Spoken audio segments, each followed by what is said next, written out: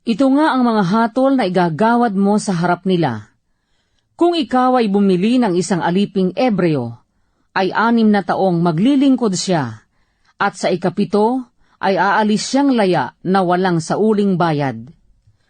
Kung siya'y pumasok na mag-isa, ay aalis na mag-isa. Kung may asawa, ay aalis nga ang kanyang asawa na kasama niya. Kung siya'y bigyan ng kanyang Panginoon ang asawa, at magkaanak sa kanya ng mga lalaki o mga babae, ang asawa at ang kanyang mga anak ay magiging sa kaniyang Panginoon, at siya'y aalis na mag-isa.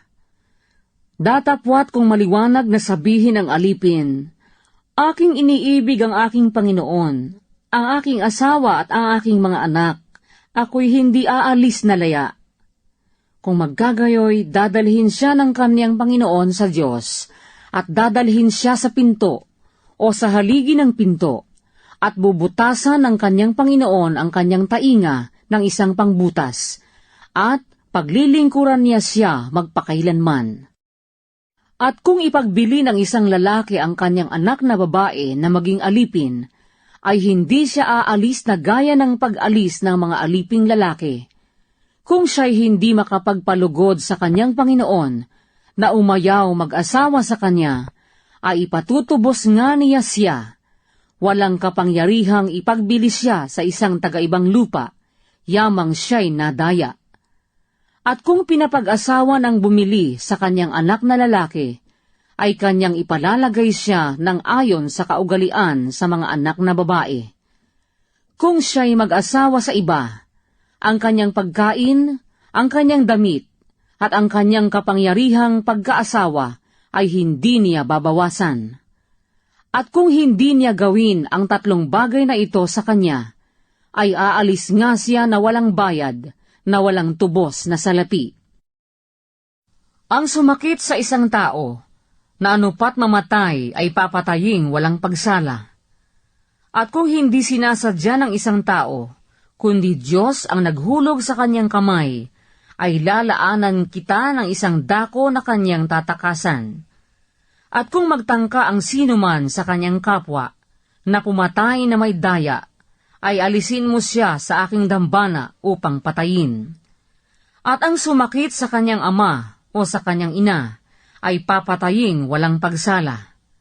At ang magnakaw ng isang tao, at ipagbili, o masumpungan sa kanyang kamay, ay papataying walang pagsala. At ang lumait sa kanyang ama o sa kanyang ina, ay papataying walang pagsala. At kung may magbabag, at sakta ng isa ang isa ng bato o ng kanyang suntok, at hindi mamatay, kundi mahiga lamang sa banig, kung makabangon uli at makalakad sa tulong ng kanyang tungkod, ay ligtas nga yaong sumakit sa kanya.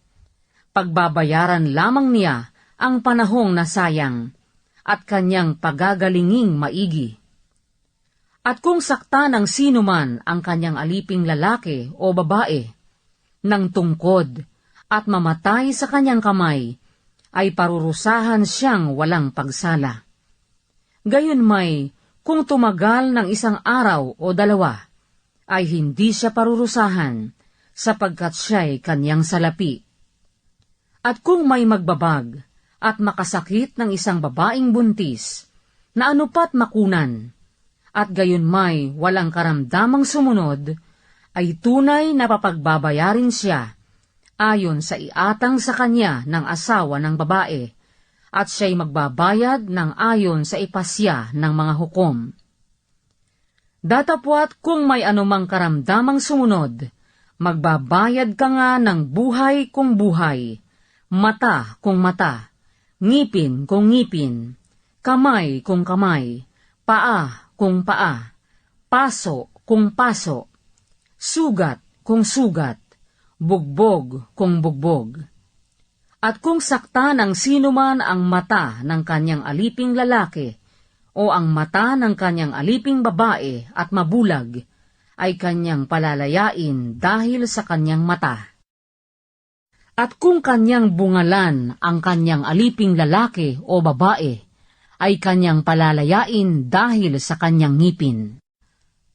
At kung ang isang baka ay manuwag ng isang lalaki o ng isang babae, na anupat mamatay, ay babatuhing walang pagsala ang baka at ang kanyang lamay hindi kakanin. Datapwat ang may-ari ng baka ay maliligtas. Datapwat kung ang baka ay dating manunuwag sa panahong nakaraan at naisumbong na sa may-ari at hindi niya kinulong, na anupat makamatay ng isang lalaki o isang babae, ay babatuhin ang baka at ang may-ari naman ay papatayin.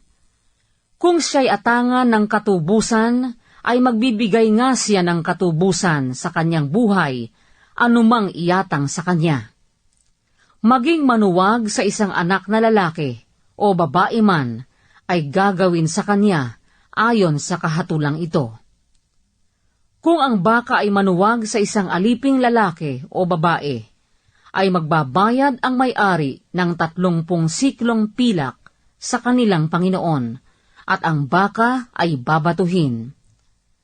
At kung ang sino man ay magbubukas ng isang balon o huhukay ng isang balon at hindi tatakpan, at ang isang baka o ang isang asno ay mahulog sa loob, ay sasaulian ng may-ari ng balon. Magbabayad siya ng salapi sa may-ari ng mga yaon, at ang patay na hayop ay magiging kaniya. At kung ang baka ng sinuman ay sumakit sa baka ng iba, na anupat mamatay, ay kanilangang ipagbibili ang bakang buhay, at kanilang paghahatiin ang halaga niyaon, at ang patay ay paghahatiin din nila. At kung kilala na ang baka ay dating manunuwag sa panahong nakaraan at hindi kinulong ng may-ari, ay tunay ngang magbabayad siya ng baka kung baka, at ang patay na hayop ay magiging kaniyang sarili.